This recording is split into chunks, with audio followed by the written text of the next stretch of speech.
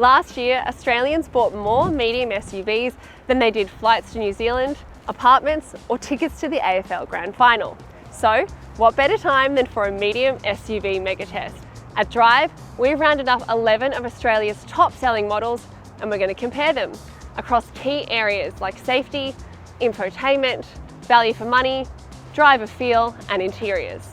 That's right, Suze. This is the segment for Australian new car buyers. We've got newcomers to the segment like the MG and the Haval. We've got the established, most popular models like Toyota RAV4 and the Mazda CX-5. And of course, we've got our reigning drive car of the year, the Kia Sportage.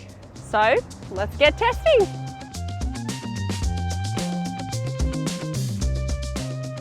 These cars are the most popular vehicles under $40,000 in the medium SUV class, according to June 2022 year-to-date sales data. Each participating brand provided us with their most affordable, petrol-powered front-drive variant, or if that was not available, the next one up. All test vehicles are priced under $40,000 before options and on-road costs. Those include dealer delivery fees, stamp duty, registration and CTP insurance.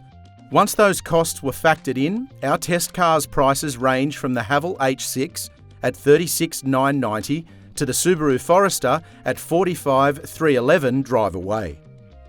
1 in 5 new vehicles bought by Australians is a mid-size SUV, but with 36 different models on offer. That's right, 36. How do you know which one is the right one for you? Every vehicle in this medium SUV mega test was evaluated by our team of 6 experts against 6 major categories: ownership costs, interior space, equipment, safety, infotainment and driving. Each of those categories had between 12 and 25 criteria, meaning we gathered more than 100 data points on every car in our mission to identify the best value medium SUV for you. As we know, cost of living is skyrocketing at the moment and cars are no exception.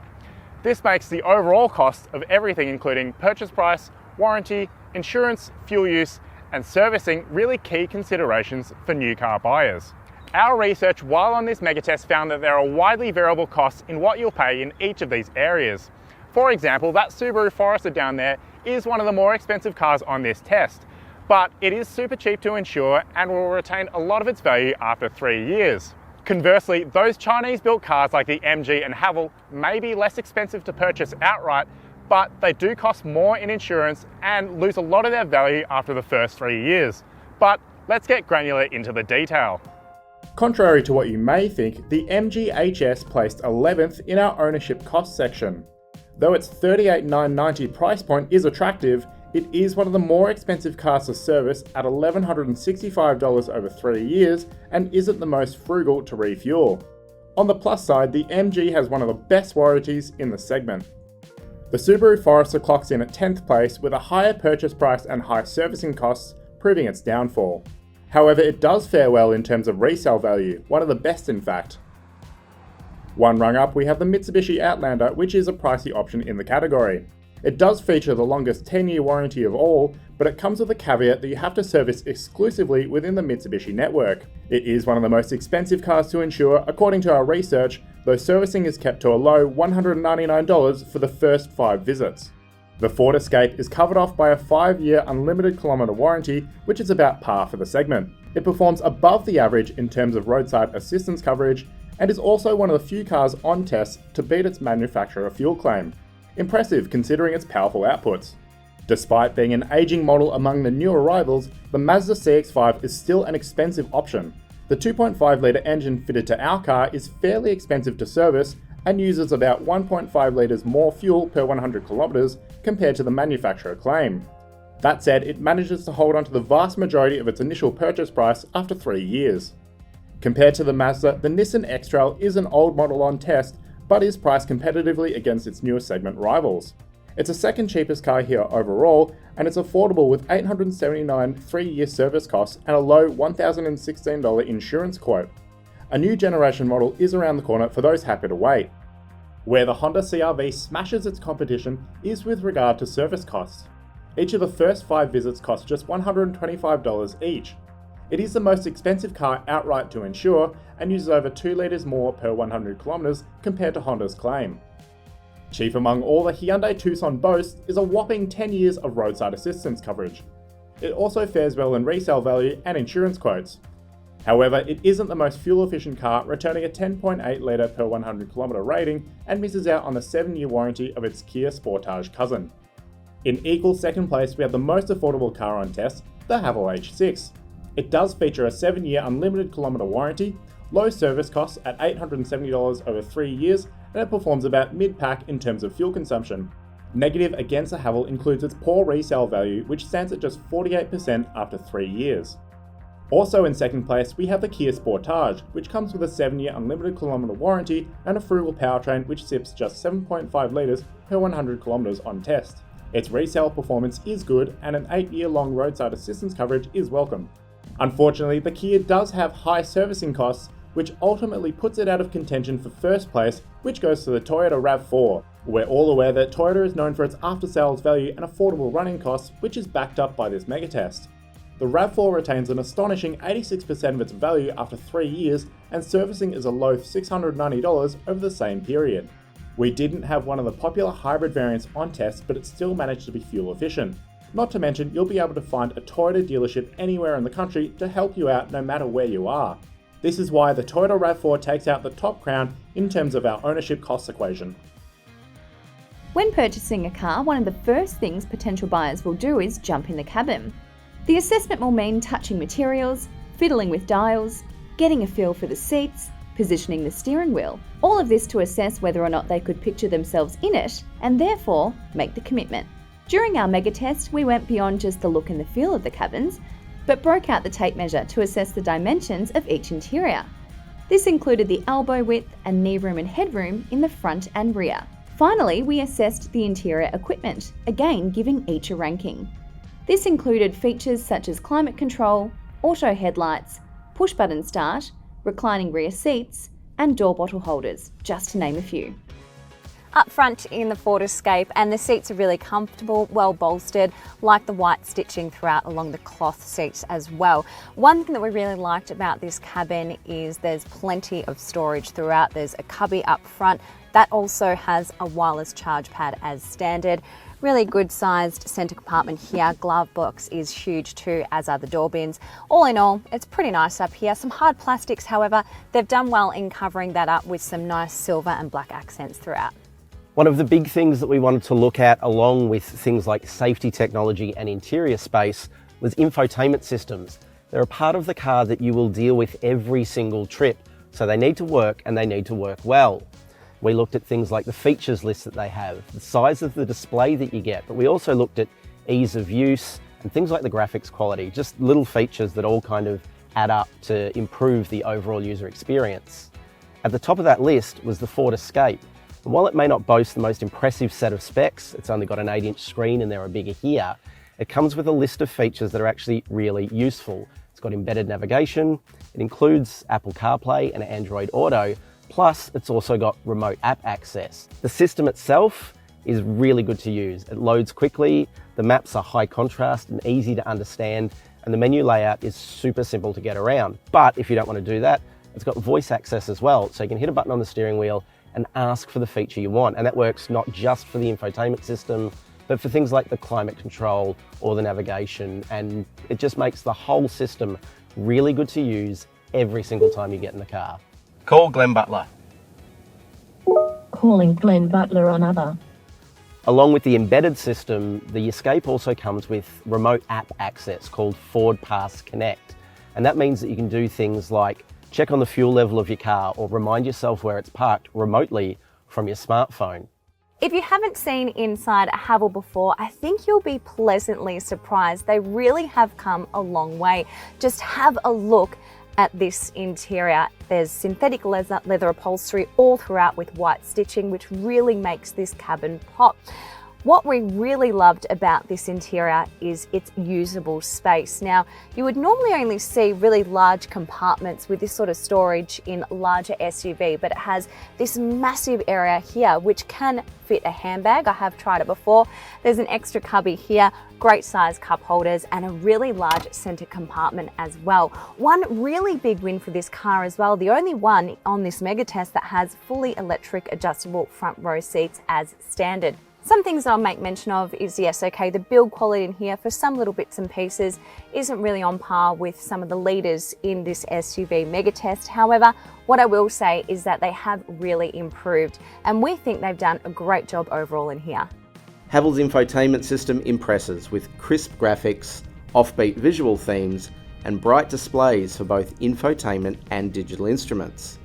Ease of use suffers slightly, with some functions buried in obscure menus, like seat heater controls in vehicle settings, not climate, and other menus oddly named. The H6 also falls down slightly with no digital radio or embedded navigation, and troublesome placement of the Apple CarPlay and Android Auto USB master port on the passenger side of the car. A 10.25-inch display and decent processor power helped it claw back some points, however.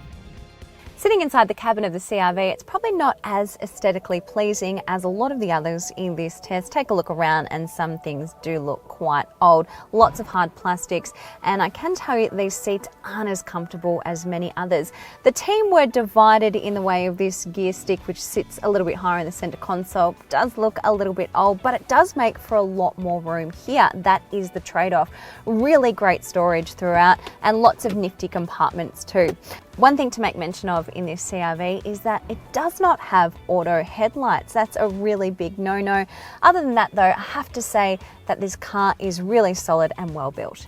Looking at the spec list for all of these cars, they actually come really, really close together in things like their tech inclusions, but the Honda kind of lets the team down a bit. It is the smallest display here at 7 inches. Some of the cars have got 9 and 10 plus inch displays. It's also a little bit low featured. It's got things like Android Auto and CarPlay, but they're wired, not wireless. Doesn't come with factory navigation and it misses out on digital radio. So just a few little bits here and there that let the team down.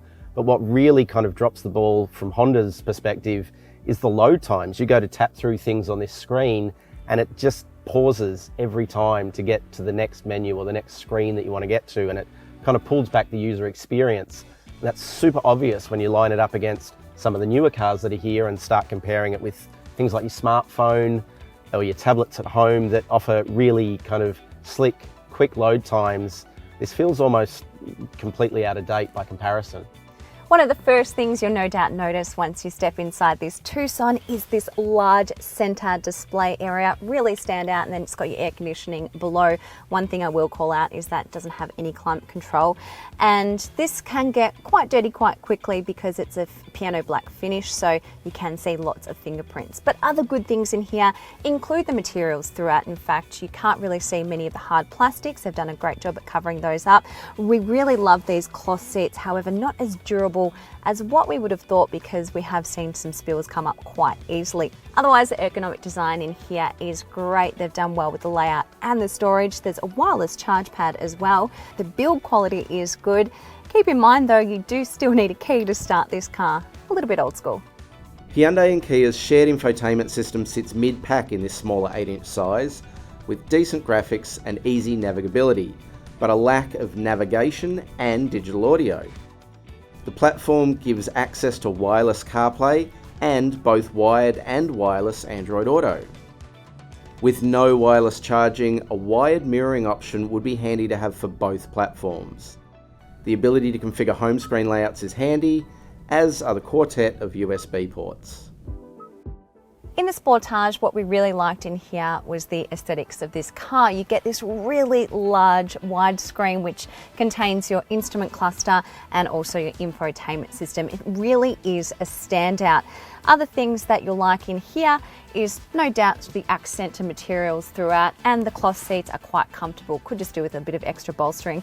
One thing that you might not like are these blacked out dials. It kind of reminds you of the fact that you're not in a higher grade spec. Keep in mind this is the base model, so that would naturally be your seat heating. There's pretty good storage throughout. Could do with a larger center compartment. We've got these flip out cup holders, good sized door bins and extra cubby up front. What this car does miss out on though, it doesn't have climate control and it doesn't have push button start.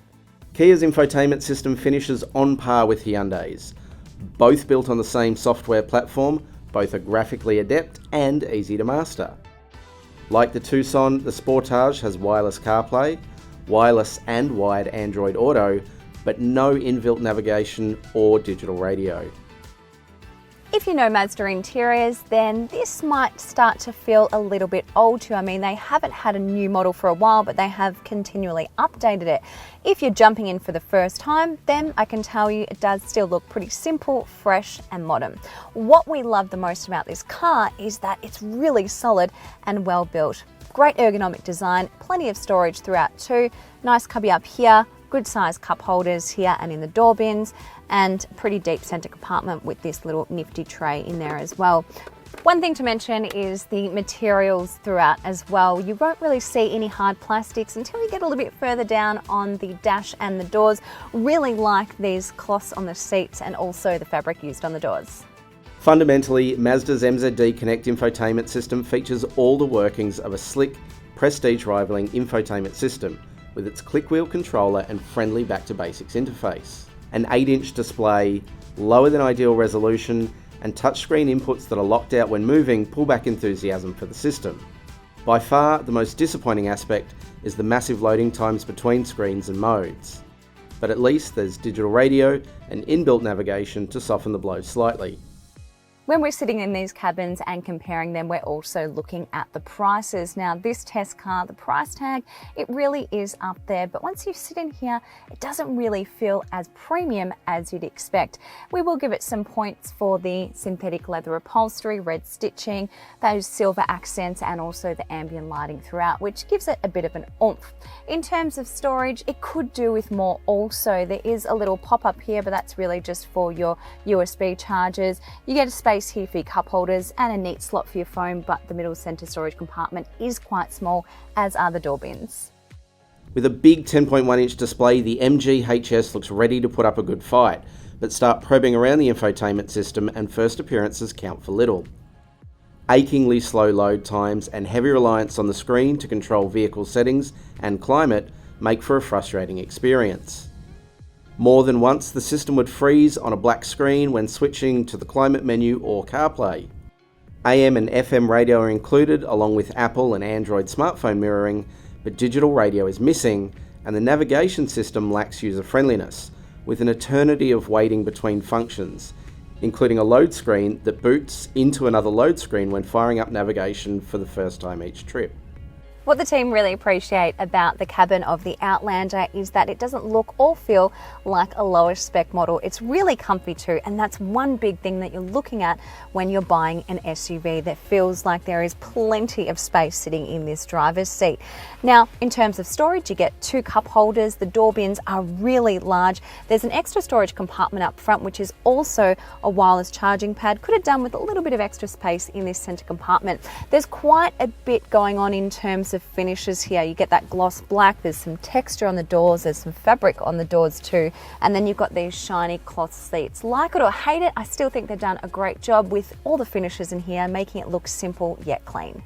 Something of a silent assassin, the Outlander finishes in equal first place thanks to a crisp 9-inch display with excellent responsiveness and a full swag of features, including Apple CarPlay, both wired and wireless, Android Auto, wired only, inbuilt satellite navigation and digital radio.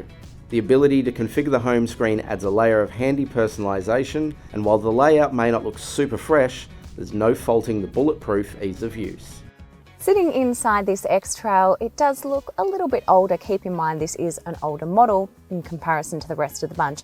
It does tick the box and does the trick, and it still manages to look quite modern. There's some really nice plush looking floor mats. The cloth seats are nice, could do with a little bit more bolstering, but they are still comfortable. There's just enough glossy black accents and silver accents throughout, and in the way of practicality, it ticks the box. We've got an additional storage cubby up the front, good sized center compartment, an extra slot for your phone, and these cup holders, well, they're not just cup holders. Depending on whichever way you have this little bit here, it can use your aircon to either heat or cool whatever you're holding in the cup holders. Age has got the better of the Nissan X-Trail, but not in the ways you might think. It adds in a 360-degree camera with an instant access shortcut button and comes with smartphone mirroring and digital radio too. A small 7-inch display, clunky menu layouts and low-quality graphics set it back. With only one USB port to share for the entire car, it hasn't kept pace with the demands of battery-hungry passengers constantly in search of a USB port to plug into. When you first look at this Forester, it all looks nice and simple and clean. However, when you put it up against some of the others in the SUV mega test, it does start to look a little bit older in the dials, the displays, and so on. There's good storage in here though. It gets a slot for your smartphone, an extra compartment in the compartment, and seat heating. A big win. Not one but two screens stamp the Forester with some authority, but graphics quality and ease of use are only good, not great, among this company. A bright 8-inch display looks inviting, but the menu layout is clunky, navigation is missing off the equipment list, and while there is a secondary display at the top of the centre stack, it's sometimes hard to see the value of it over a more comprehensive full TFT instrument panel. With Toyota, what you see is what you get. When you jump inside a cabin, you know two things. It's going to be comfortable and it's going to be practical, and tick for both of those things inside these RAV4. There's plenty of usable space throughout. You get an extra storage cubby up front, really well-sized cup holders, more in the doors as well, and a large centre compartment. But one thing we really loved is this extra cubby shelf in front of the passenger, because if you don't have a passenger, you can chuck all your extra belongings there too. The other thing we liked about the interior of this is that it doesn't scream hard plastics. It's very simple, all black on black, but there are some really nice finishing touches too on the dials for the air conditioning and also on the gear stick. One thing we have to call out though, no climate control in here. Toyota's popular RAV4 pulls itself forward in the rankings with an easy-to-decipher interface, clear, large typeface graphics, and a decent 8-inch display. Comprehensively equipped, the RAV4 throws in AM, FM and digital radio, CarPlay and Android Auto, and 5 USB ports, the only car with one for each occupant. The battle for backseat supremacy is a pretty important one for family buyers, as you would expect, and straight up, our first candidate, there's a fair bit of room back here in the Ford Escape. There's a lot of headroom, and that's really important if you've got teenage kids when they start to get taller, so that's a factor. The seat base is pretty flat, but I like the fact that the backs recline. That makes a difference. Almost flat floor, plenty of footroom as well underneath that front seat. You do get 2 charging ports back here and air vents, but no air conditioning controls. Some of these SUVs look smaller from the outside than they actually are when you get into the back seat, and the Haval is one of them. There's plenty of room back here, a lot of headroom. You really do feel like there's a lot of glass around you and a lot of room up to the ceiling. The seat's pretty comfortable, par for the course really for this segment. Backrest is not too upright, so that's good as well. You do get 2 power outlets and air vents, no controls, and in a feature that we think is going to be pretty standard for this segment now, an almost flat floor. Now, the first thing that separates the CR-V's cabin, you notice before you even get inside. Have a look at that. Look how wide that door opens. Why can't all manufacturers take note and do that? It opens square, it makes getting in and out ridiculously easy no matter how tall you are. Once you're in, it's a comfortable place to be. Something that's always been a highlight of Honda cabins for me is that sensation that you get when you're inside, of insulation, of quality. It's really well put together. CR-V is no different. You get air vents, you get outlets there for your power. You also get an almost flat floor, plenty of room, again, really good headroom, and a comfortable seat. The base is quite flat, but it's comfortable. I find sitting back here really, really comfortable. This is an excellent cabin. Medium SUVs really have grown up to meet the needs of family buyers, and that's no more evident than right here in the second row. The Hyundai Tucson, that's the one we're in at the moment, and once again there is plenty of room back here for passengers. Knee room's good, foot room under that seat is good, head space, there's heaps of that as well. You do get air vents, you get USB ports there as well. Not quite a flat floor, but still pretty good. Seat base is comfortable, seat back, that reclines. Like the Hyundai Tucson, Kia's Sportage really has started to expand to fit the needs and the expectations of the buyer. Once again, there's plenty of room back here in the second row, plenty of knee room, foot room under that seat's also good, plenty of headroom again, which is a real factor. I know we keep talking about it, but it is a real factor because if you've got young kids, as they become teenagers and they get taller, that is more of an issue. Reasonably flat bench, but it's still comfortable, reclining backrest. Interestingly, I guess, compared to the competition, you do get air vents, but you don't get charging points. And that's going to be a bit of an issue for the kids because everybody's got a device they want charged. So down here, little storage bin and those air vents, but no charging points. There's no doubt that the Mazda CX-5 is one of the high quality offerings in this segment, but there's also no doubt that in the second row, it's one of the tightest on test as well. You can see here that my knees are up against the backrest in my driving position. It's not uncomfortable. You can move your legs out a little wider, but it is pretty tight back here. The seat base is comfortable. Backrest, likewise, it's not too upright. There's enough headroom. Visibility is really good. You do get air vents, and it doesn't get a floor that's as flat as some of the best in the segment. There's a little bit of a hump there, so you won't want to be as tall if you're using the middle seat. Pretty hard to criticise the back seat of the MG. It's comfortable. There's plenty of room. I like the seat base. It's got a little bit of sculpting to it, so you sit into it. Backrest isn't too upright. You do get a flat floor. You've got two air vents there and inputs as well to charge your device. The visibility is good, probably not quite as much headroom as the best in segment, but in terms of a road trip vehicle, if you're a family buyer, it's a comfortable place to be. Straight off the bat, there's a little bit less room in the second row of the Mitsubishi Outlander, and that's because of what's behind me, which is the third row. So let's address the elephant in the room, and let's call that occasional at best. It's extremely tight back there, and I would assume that you'll only ever use that in emergencies. So let's consider that this is a two-row SUV. However, in this budget, this price point, and for this mega test, it's the only one on test with a third row. There is a little bit less room, but it's not cramped. There are certain elements that I really like. Simple, but smart. Like these little material pockets on the back of the seats, they're great. iPad would fit in that one, smartphone fits in that one, really clever. The floor's pretty flat. There is enough leg and shoulder room, I guess, back here as well. You do get air vents, you do get power outlets, and it's reasonably comfortable, even though there's a little bit less room. We've said a few times during this comparison that there is a new X-Trail on the horizon, and the fact that this is an older platform is most obvious, I think, here in the second row.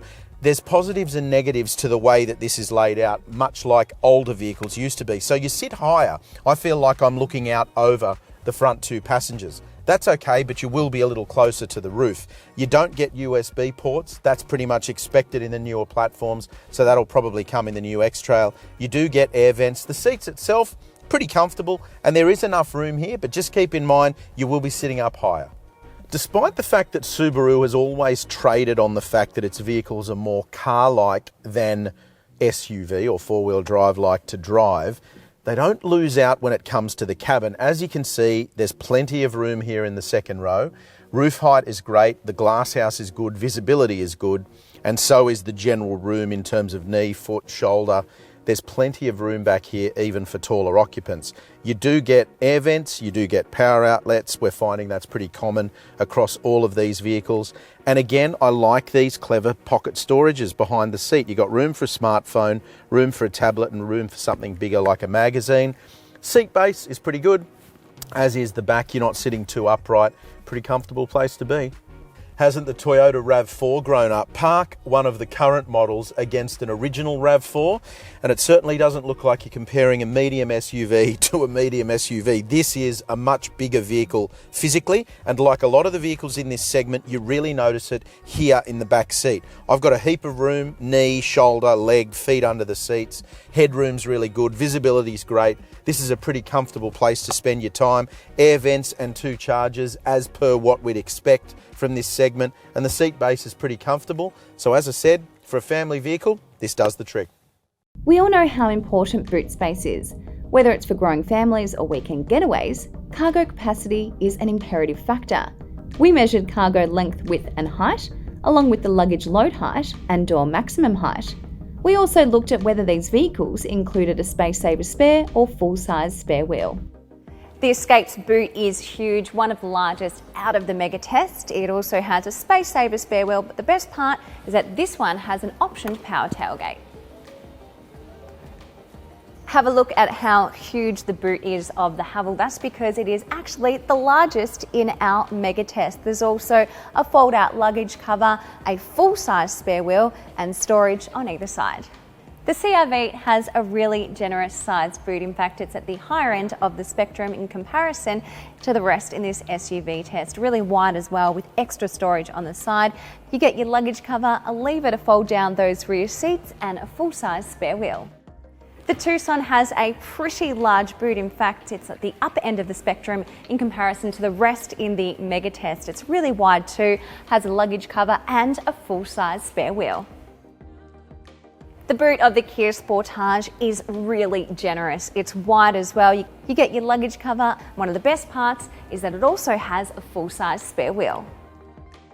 The boot of the CX-5 doesn't look tiny. It's actually the smallest in the SUV test, but still plenty of room. There's storage underneath the underfloor as well, and a space saver spare wheel along with a luggage cover. The boot of the MG doesn't look tiny. I mean, it isn't, but in comparison to the rest in this test, it does sit on the lower spectrum in terms of cargo capacity. You get some storage on the sides, a luggage cover, and only a space saver spare underneath there, but the trade-off is this extra storage space that you get underneath that floor. Plus, one of the big wins is it has a power tailgate.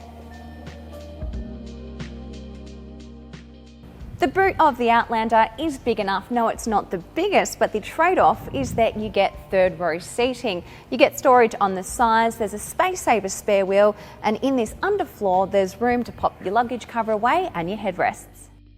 The boot of the X-Trail is one of the largest in our mega test, and look at how deep it is too. That's because this underfloor here cannot just go up and down, it can also be segmented, so you can section off your things like groceries. Very convenient. Now there's a space saver spare under here, which means extra storage too, and you can store things away just like your luggage cover.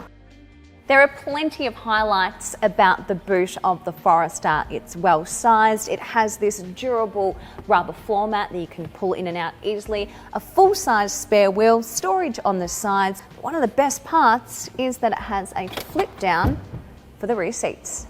The RAV4 boot is one of the largest in the mega test. It does have a really durable cover underneath, only a space saver, not a full-size spare, but you do get plenty of storage on either side because it is rather wide, and also a pull-out luggage cover.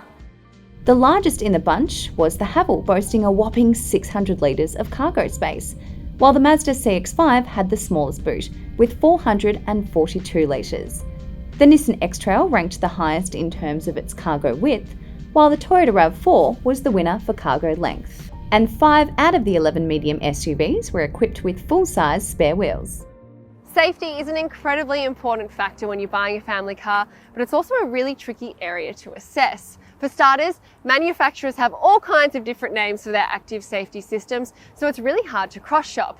Additionally, while all the cars on our mega test get a 5-star safety rating from ANCAP, some of those scores date back to 2017, and it gets harder and harder to achieve top marks with every passing year. So we found that the cars with the most recent 5-star scores tended to also be the cars with the highest level of standard safety equipment.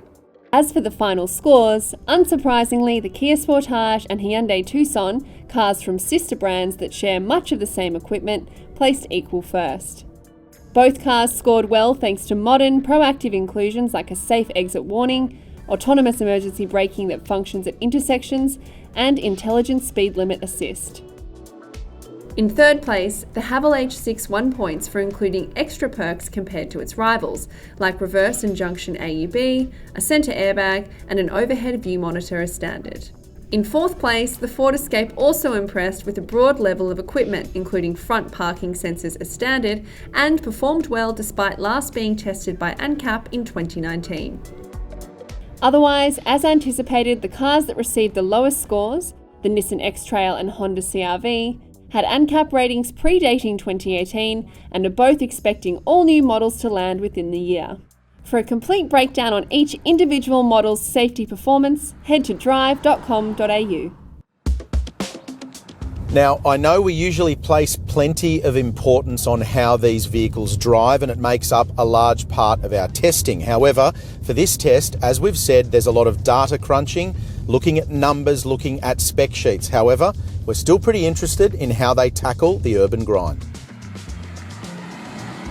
In the MG-HS, meanwhile, the driver position is really high and it sort of undermines everything else, including the driver feel. Additionally, we found some inconsistencies with this car. For example, the steering weighting is heavy when it should feel light, and vice versa. Additionally, the throttle response is touchy at times and then totally missing in action in others.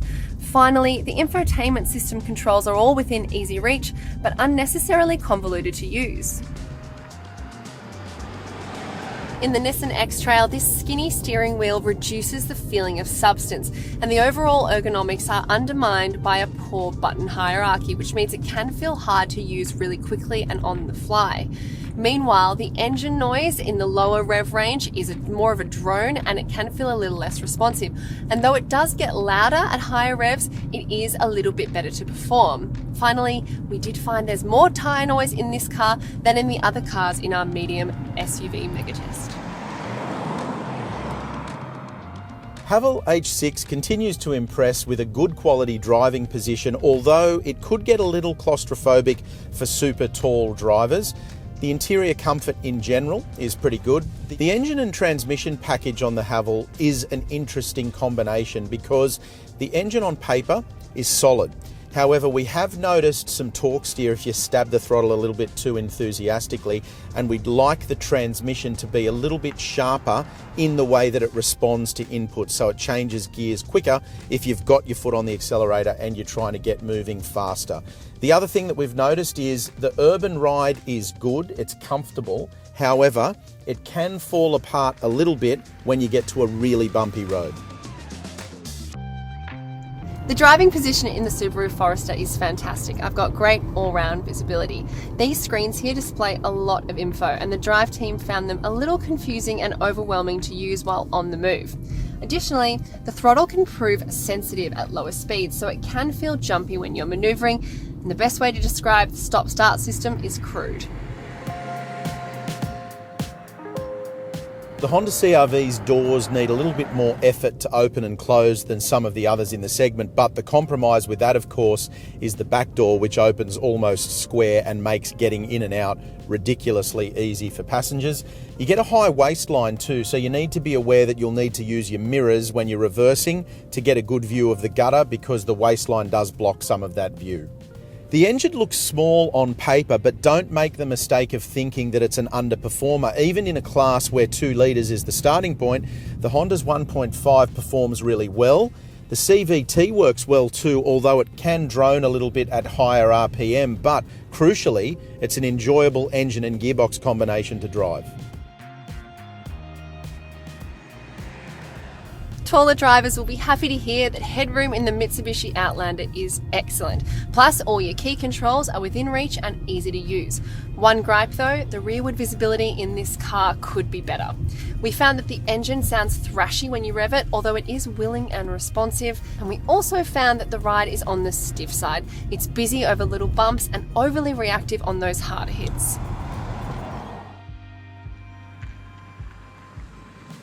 Ford Escape's engine and transmission package is unequivocally the sharpest in this segment. It makes the most power, the most torque, it feels the most dynamic to drive. It's got a really good compromise between comfort and ride ability in the way that it handles, so I think Ford has struck a really good balance there. Ergonomically it's good, everything is within easy reach, the switchgear all makes sense. The one criticism we'd level at it is that the brake pedal can feel a little bit grabby until you get used to it. So we're in the Mazda CX-5 now, and one of the things we all really liked about this car was the nice supportive driver's seat. It's firm and it has great bolstering. On the downside, however, the infotainment system proved pretty tricky to use while on the move. Additionally, we found the transmission was tuned a little too much for the economy of the car, and that meant that it can be slower to kick down when you need it to. Finally, we also found that engine noise does tend to penetrate this cabin a little more than it does in the other vehicles. In the Toyota RAV4, everything is better than average, and that seems like the metric they were aiming for. Mind you, we're not in the very popular hybrid version, and in this petrol version, the weak spot is the engine. Response is good, it's just lacking power compared to its rivals, and additionally, we did find you do get some tyre noise up through the cabin. Hyundai Tucson's driving position, well, that's the best in the class, and it's got fantastic ergonomics as well. And by that we mean things like the screen. They are in easy reach when you're driving, you're behind the wheel, that makes it safer to use. Another thing the Tucson does really well is it makes the most of a middling engine specification with a smart transmission, so the driving experience is really enjoyable when you're behind the wheel. The ride in the Hyundai Tucson is a little bit softer than it is in the stablemate Kia, and that's an interesting point because it makes it feel quite luxurious inside the cabin. The Kia Sportage driving position is excellent. You're really comfortable and the visibility is good, but the judges did find that the screen is a bit of a reach, and we don't like that when you're driving because you've got to lean forward and it's not as intuitive as if it was easy to get to. The engine's decent, it's above average, but you do notice it droning a little bit at high RPM when you work it a bit harder. And the car's called Sportage, and that's not really that ironic because the ride is definitely sportier than the Hyundai Tucson, and that means it's firmer if you like that kind of driving experience. It's important to mention the X-Trail we had on test is soon to be replaced. So if you're watching this video in late 2022 or beyond, check out Drive for a review of the all-new X-Trail. Meantime, X-Trail scored okay on ownership costs because of its cheap price, competitive warranty, servicing and insurance costs, but struggled in all other measures. High levels of equipment saw the MG HS perform well here, but it's the most expensive to own, smallest inside, and least accomplished on the road. The Mazda CX-5 is another of the older cars in our field, but consistently remains a top 3 seller, so Aussies don't care that its safety and interior space are below the new average, as are its equipment levels and older infotainment system. A decent drive though. The Honda CR-V is almost 5 years old at its core, and our findings show that this relatively short time can be an absolute age in the most competitive new car sales segment in Australia. Poor scores for safety systems and infotainment systems kept this car in the bottom 4, even though it is the second largest for interior space and commendably mid-pack for ownership costs, driving dynamics and equipment levels. A mid-pack finish for the recently updated Mitsubishi Outlander is a surprise, but it did rank first for infotainment systems and equipment. Driving performance is average, but safety and ownership costs are below par. Still, it's worth remembering this is the only 7-seater in our field, which brings a versatility that only the CR-V and X-Trail can match if you tick the options box. Subaru has its fans in Australia who simply won't consider anything else. We found the Forester to be the most spacious and practical inside. It scored well for equipment and safety, but driving dynamics were in the bottom half and ownership costs are far from cheap. It was the most expensive on test, had one of the poorest roadside assist packages, and is the second most expensive for servicing. Once the best buy in this class, the RAV4 is slowly falling back into the pack behind newer, updated models. Toyota's value is beyond reproach. This is the most affordable car to own in our field. It's also one of the best to drive, but poor equipment levels, one of only 3 not to offer climate control, subpar safety equipment and average interior space hold it back. And now we get down to our final 4. Now before I reveal the winner, it's important to note that for this comparison we asked manufacturers to give us cars of a similar price point as close to entry level as possible. So based on that criteria, the winner is the Haval H6. It performed consistently well across all of our criteria, and for your spend, you get the most. The most cabin space, the most safety, the most technology. It hits all the right notes. So why did it win? Well, for starters, the Haval H6 Luxe variant represents excellent value for money as the most affordable car in our medium SUV megatest. Despite this lower price, it offered more equipment than many of its more expensive rivals, plus affordable servicing costs and good fuel economy. The only area it struggles in is on-road driving performance, where it ranked 9th out of 11. In all other areas it came top 4, including 2nd for ownership costs and interior equipment. It's one of the cheapest to buy, yet has more equipment than many more expensive rivals. It's affordable to service and competitive on fuel economy, and it has good levels of safety. The biggest area of concern with the Haval is its resale value. At 48%, it was the worst on test. As the Haval brand builds its owner base and its reputation for reliability in Australia, that will improve. It's unlikely to match the RAV4's incredible 86% resale value, but that's about the only area this Haval doesn't deliver. Of course, it's worth calling out our 3 finalists as well, the Kia Sportage, the Hyundai Tucson and the Ford Escape. Placing second, the Hyundai Tucson offers standout ride quality and a higher level of equipment than its more affordable twin under the skin, the Kia Sportage, which placed third. What it lacks in standard equipment, the base Sportage makes up for with affordability, solid cabin space, class-leading safety and a good infotainment system. And in fourth place, the Ford Escape stood out with its best-on-ground infotainment system, powerful engine and strong levels of safety, equipment and cabin space, only dragged down by its pricey ownership costs. And Trent, while you'd think a comparison like this is all about driving, it's actually a lot to do with number crunching. That point there, Suze, that's the one. For us with this mega test, we've spent a hell of a lot of time with tape measures inside the cabins and dissecting spec sheets and data, because what we were doing here, the crucial element for us, was finding the vehicle that delivers the most powerful punch, the biggest bang for your buck for Australian medium SUV buyers on a budget. And the Haval H6 across all those categories consistently scored really highly. Very impressive medium SUV, that one. All that data, Suze, we've tabulated it, we've put it together. Where is it? Drive.com.au. That's right, it is at Drive.com.au. And as always, as we always say, if you've enjoyed the video, hit like. Don't forget to click on subscribe so you stay up to date with all of our latest video content. And there is a full review of this comparison. And Suze, where is it? At the risk of repeating myself, where is it? I'll say it again because I love saying it, drive.com.au.